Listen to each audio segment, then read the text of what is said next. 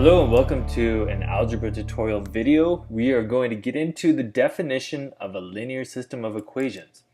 So a linear system of equations uses stuff we kind of already know. So we noticed in the title here, we're using a linear equations. The only new part is, what does it mean to have a linear system of equations? Well, linear system of equations is just two or more equations that we use to model one problem. So for example, there's problems where we may have two different trips and we have to compare what's happening in different trips. We may have two different speeds of people on a bicycle. We may have two different shopping trips. We may have two different of anything where we have to kind of compare one and compare the other. And sometimes we just need to compare multiple things. And so a linear system can help us do that, work with those kind of problems, etc. All right, so we're going to define what that is. So let's come up with a system here. So a lot of times when we have a linear system, you'll see us use this kind of fun little squiggly line again. Again, that means I'm combining two equations into one linear system. And let's just come up with two easy ones. We'll do y equals x plus 5, and we'll do y equals negative 2x plus 1. So those are both linear equations. They're both in slope-intercept form, which we've already talked about in previous videos.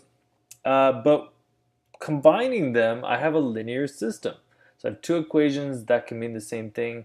One other thing about linear systems is both the x and y variables are the same or mean the same thing in both equations. Let me finish writing that out here. The same in both equations.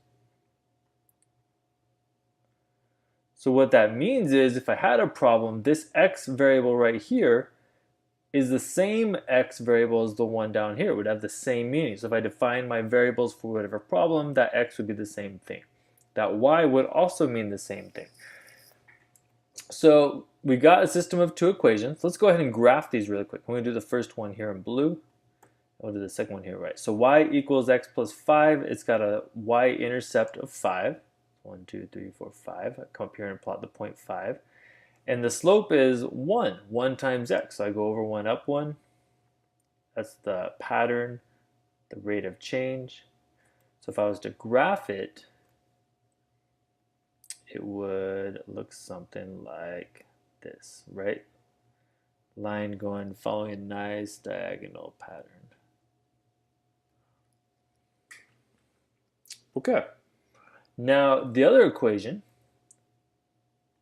this one down here, it's the other part of my linear system. It's got a y-intercept of 1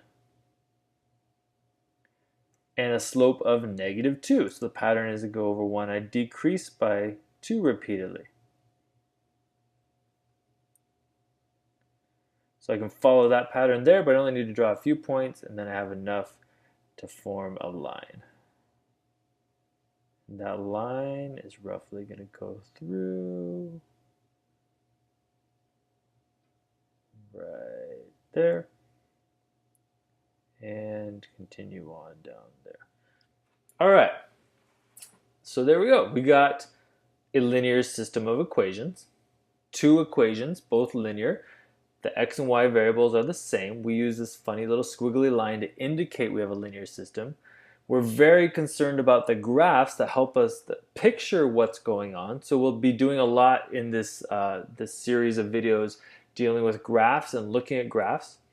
And one last thing we want to get into as we're defining what a linear system is we are really concerned about finding out where they intersect. This point right there. That's the intersection. So there's lots of problems where finding that intersection is important. It's a really interesting point, and it's sort of the place where those two equations, the same x and y value, work for both of them. So they have the same x value. If I had to estimate, I would say this one has an x value of negative 1.5, and I would say this one has a y value of about 3.5. So we'll talk about that intersection point in future videos as well. So there you go. That's an introduction to a linear system of equations. Sometimes we need to compare two things, so we need two equations to model one problem. We can write equations in system of equation form, and then we can also model them using a graph.